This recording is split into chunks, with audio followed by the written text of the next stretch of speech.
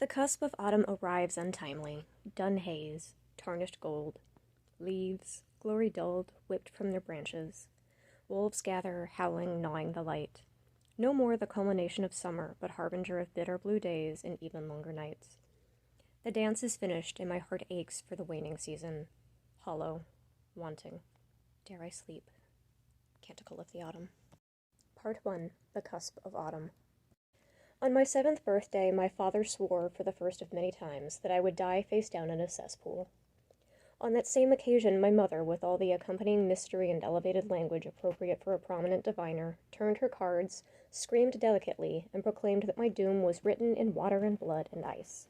As for me, from about that time and for the 20 years since, I had spat on my middle finger and slapped the rump of every angaroo I noticed, murmuring the sincerest, devoutest prayer that I might prove my parents' predictions wrong. Not so much that I feared the doom itself — doom is just the hind end of living, after all — but to see the two who birthed me confounded. Sadly, as with so many of my devotions, some to greater gods than those friendly imps carved into the arches and drain-pipes of palaces, hovels, latrines, and sop-houses, my fervent petition had come to naught. I'd been bloody for 2 days now, the rain was quickly turning to sleet, and I seemed to have reached the hind end of everything. "I've no quarrel with ye, Velen, you know that." The hairy brute stuffed my sweetly chinking leather purse into the folds of his cloak and returned to burrowing in my rucksack. "You've been a fine comrade these months, but ye need of more care than I can give ye, and I've told ye I cannot be hallooing with no monkish folk. If I thought so much as the slave's hovel lay within 30 quilla, I'd drag ye there. And as you're going to abandon me here, well, no use wasting good plunder on maggot fodder," I said bitterly, teeth chattering, lips numb. The cold rain sluiced down the neck of my sodden jock and collected about my knees in the ruts of the ancient road. My elbows quivered as I tried to hold my chest above the muddy water. This damnable goat track had likely not been used since they hauled in stone and wood to build the ghostly abbey tucked into the misty, folded land below us. "I've watched your back for a 12-month, you devil. Not a scratch have you suffered since Aaron Fay." One by one, Boreas pulled out the remaining carefully wrapped bundles. The onyx jewel case crammed with chains, bracelets, and jeweled brooches, the gold calyx, 2 daggers with ruby-encrusted hilts, the finest prizes of our infamy. Just one of the daggers could outfit a man with a decent horse, a sword, a thick wool cloak with no holes in it, and a pleasant tri-month of meat, drink, and fair companionship. I'd paid a pretty price in blood and flesh for collecting this bit of plunder, and Magrog's demons devour this beast I'd foolishly called friend. I wasn't even to profit from it. He stuffed my goods into his already bulging sack. "None of this lot'll do ye no good. Wasn't a monk bred won't steal whatever he lays an eye on, and you're in no fit state to argue with them. Or me neither, come to that." The arrow point embedded deep in my thigh, and the fist-sized gouge that had started seeping warm blood on my back again bore ample witness to his verity on the last point. I did need help, more than I needed my booty, and a wounded man could do far worse than a monastery. These concessions did nothing to ease my mind, however, as I was not yet at the abbey gates, and not at all sure anyone would be traveling this particular road with night coming on, and a 3-year civil war, and a 7 days deluge to keep folk by their own hearths. I ought to have been angrier with Boreas, but gods knew I'd have done the same were he the one collapsed in the muck, wailing that fire-eyed Magrog himself could not make him take one more step. And I was certainly in no fit state to forcibly reclaim my belongings. "Just get me down to the gate," I croaked, another wave of chills washing me closer to the grave. "My share ought to pay you for that at least, and leave me 1 luna for an offering." "Daren't. The bald pates''ll have me swinging ere I kiss ye farewell. No worry, lad, one of 'em will pass by here and see to ye. And their Kerish god teaches 'em to give alms to them with naught, so you're better off with no silver in your pocket." He shook his head and shrugged his massive shoulders, as if the entire mystery of the holy universe was puzzling him at that moment. Then he pulled one last bundle from my rucksack, a flat, squarish parcel, 2 handspans on a side, wrapped in multiple layers of oiled cloth, and peeled open one flap. "Have a care, the ring will ruin that," I said, attempting to draw one knee up high enough that I could slide my foot underneath me. If I could just get back to my feet, find a thick branch to lean on, perhaps I could stagger down the hill a little farther on my own. "Is it plate?" he asked, shaking the bundle and getting no sound. "Heavy enough, but it don't feel right. I don't remember nothing this shape." His left boot squelched into place under my hip, jarring the festering wound in my thigh, shooting bolts of white-hot fire up and down my leg. "Ah, it's a book! More valuable than plate, more valuable than those daggers to the right people." "A book! You're twinking me, right?" He poked his dirty fingers into the corner of the parcel and then glared down at me, dumbfounded. You donkey's ass. Have you an arrow planted between your ears as well? All the rich stuff we had to leave behind, and you hauled out a blighting book? He threw the parcel in the empty rucksack to the ground and laid his boot into my backside. My shaking elbows collapsed, and I fell forward into the mud hole. Though I twisted enough to avoid a direct hit, I jarred the broken-off arrow shaft protruding from my thigh. Lifting my face from the muck and spewing mud from my mouth, I bellowed like a speared boar. Unconcerned, Boreas crouched beside me, rifling my clothes. He tossed aside my bracers and the rag I had used to dry my long-lost bow, stuffed my knife into his own belt, and unwrapped the last bite of sour bread I'd hoarded for more than a day and crammed it into his mouth. Fumbling at the waist of my... I can send you to the right people if you'll just get me to a leech. Boreas shifted backward, just out of my reach. A book! You're twinking me, right? He poked his dirty fingers into the corner of the parcel and then glared down at me, dumbfounded. You donkey's ass. Have you an arrow planted between your ears as well? All the rich stuff we had to leave behind, and you hauled out a blighting book? He threw the parcel in the empty rucksack to the ground and laid his boot into my backside. My shaking elbows collapsed, and I fell forward into the mud hole. Though I twisted enough to avoid a direct hit, I jarred the broken-off arrow shaft protruding from my thigh. Lifting my face from the muck and spewing mud from my mouth, I bellowed like a speared boar.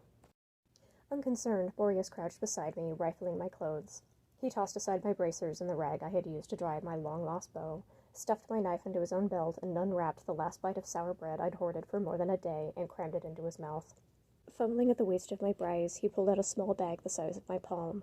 A scrap of green wool I'd sewn myself and soaked in tallow until it was stiff. What's this? I grabbed for the little bag, but he snatched his hand out of my reach. By Mother Samella's tits, Boreas, you've got to leave me something. He yanked it open, sniffed at its contents, and then gaped at me as if I had sprouted 3 arms of a sudden, shaking his shaggy head until the drips flew off it. Navat seeds! But you've no bent to use such stuff. Of course not, you clodwit. Would we have scraped and starved this year past if I were some misbegotten spellcaster? Lips curled in disgust, he pulled the silver needle and the jagged fragment of mirror glass from the little bag. By the Night Lords. The bag was hid in the jewel box. I jumped in quickly to stop his thick head pondering too much. The knob was surely pure blood, richer than a prince, and surely Magrog's henchman to practice such perversion. I could staunch my babbling no better than I could staunch the blood from my shoulder. He dropped the things back into the little green bag and crammed the bag into his pocket. So you decided to sell the Navat on your own and juke me out of my share. I thought I knew you, Velen. I thought you were my comrade. Rain pounded the soggy ground. My gut sent a warning, like a lightning flash beyond the hills. I thought we could use the seeds to make feast bread come Susan's turn. Offer it to the Danae. Change our luck. Come, you wouldn't take everything. You said yourself, a man makes his own luck. I'm making mine. No plea could induce him to leave anything he thought he could sell. Navat was very expensive, as were the quickened spells worked from it. Only nobles, pureblood sorcerers, or desperate twist minds without any choice could afford either one. Boreas straightened up and kicked the book parcel and the ragged rucksack toward my head. The monks will heal your hurts if anyone can. Pay him with your valuable book. I dragged the rucksack under me, lest the slug-witted ox change his mind. You're a coward and a thief, Boreas, I shouted as he trudged off. You stink like a pureblood's midden. Only moments, and he was gone. The heavy footsteps and ponderous breathing that had been a passing comfort at my side for a year's turn, swallowed up by the pounding deluge. He couldn't go far. The light was failing.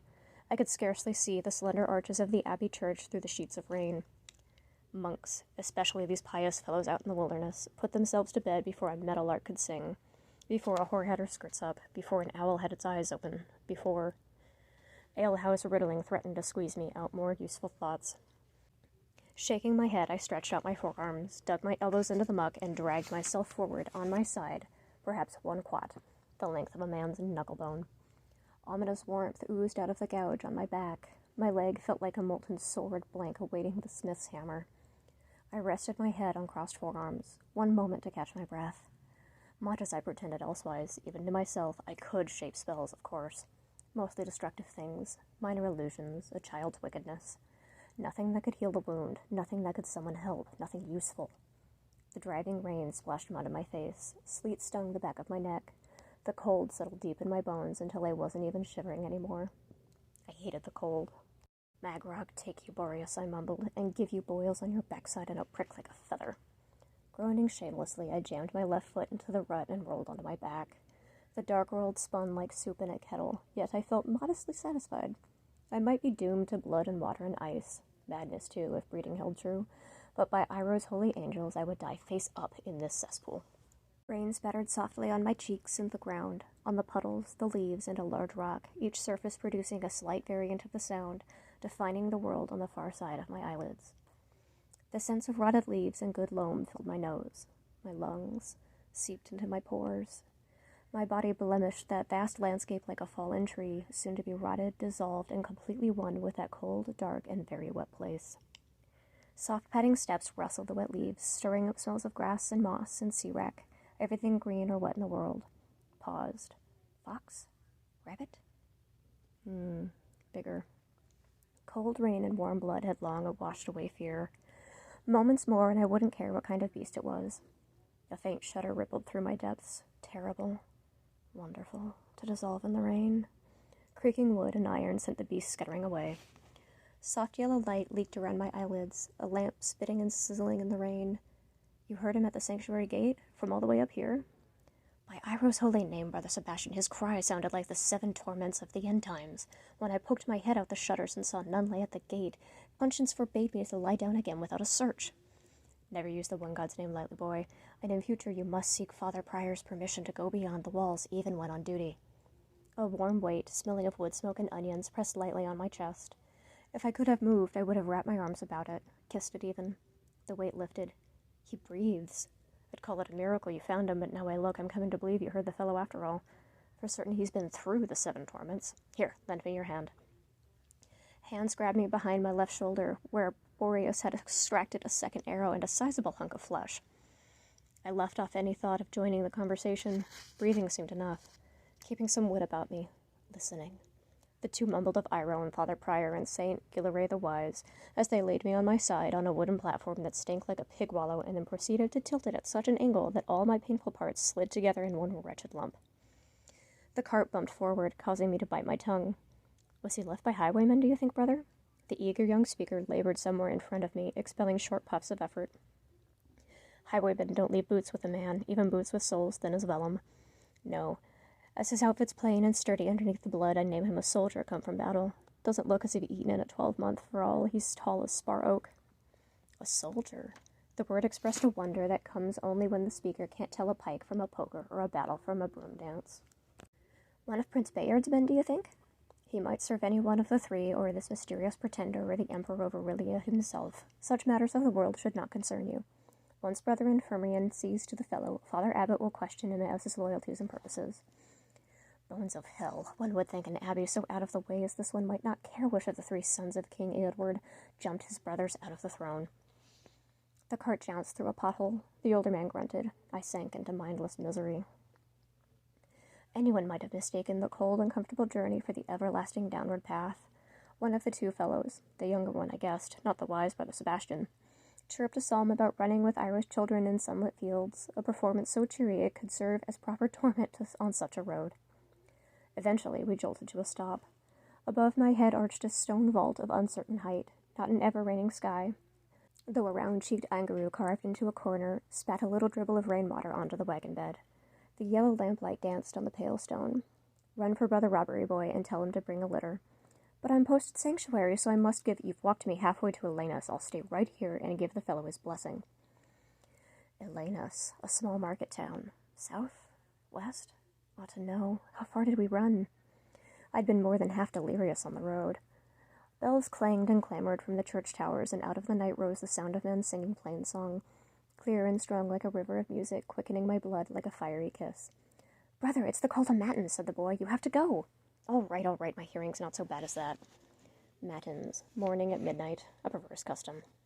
The wind shifted the lanterns so that beams nearly blinded me. I squeezed my eyes shut again. The night's edge seemed sharp as a razor knife. I'd always heard the ferryman's mortal breath dulled the senses. A dreadful thought shivered my bones. Had the ferryman himself been breathing at my ear? He even smelled of sea-wrack. I'd never truly believed.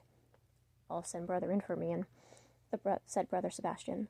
When he no longer requires you, hie you to prayers yourself.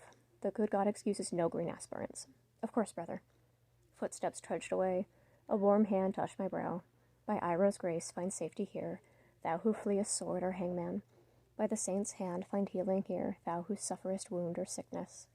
By gift of holy earth find strength here, thou who comest parched or weak, and by King Eoward's grant and his servant's labor find nourishment for thy flesh and spirit. God grant thee ease, traveler. An interesting prayer. Gift of holy earth, King Eoward's grant, all mixed in with the Carish god Iroh and one of his saints. For the most part, the Carish dwelt peaceably side by side with the elder gods, but I'd never before heard a joint invocation. I lifted my head. Perhaps if you could just help me out of this corner. An uncomfortable ricketing tilt of the cart brought a pale, narrow face above me. The lamplight revealed the thickening brows and downy upper lip of oncoming manhood, and such delight and amazement as could only emanate from the same soul that sang cheery psalms while slugging a manure cart down a mountainside in the rain. "You're alive!" I didn't feel at all sure about that, having come so close as to hear the ferryman's footsteps. "Not dead, thank you." "No need to thank me, sir. It's my duty, you see, assigned me by the prior, who was given the task by the abbot, whose authority is from the hierarch and the one God in heaven. I sleep above the sanctuary gate, ready to hear the bell and open the gate for any who come. You're the first since I was given the task. You do beg sanctuary, don't you?" His eagerness exhausted me. "Yes, certainly." "Thus you must have broken the law of God or king, or someone believes it so." He tilted his head and drew his brows together. Clearly his excitement at receiving a supplicant was now tempered with consideration of my soul's peril. My offenses were indeed countless, and my peril ever present. "If you could just help me sit up."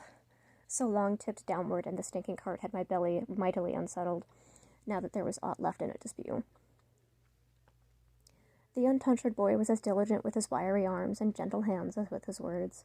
By the time a gray-haired monk with darkish skin about his eyes, something like a badger's markings, dropped a bundle of long poles on the pavement, I sat across the lip of the three-sided cart, my head bent almost to my knees and my lip bloody from biting it. "Julian, unfold the letter. Let me examine what we have here." Oh. A glimpse of the broken, dark-stained shaft protruding from my back and swollen thigh was clearly the most interesting thing the fellow had seen that day. "I hope you've a sharp knife, brother," I said, my voice shaking at a steady hand. Then he touched it, and the world slipped out of my grasp.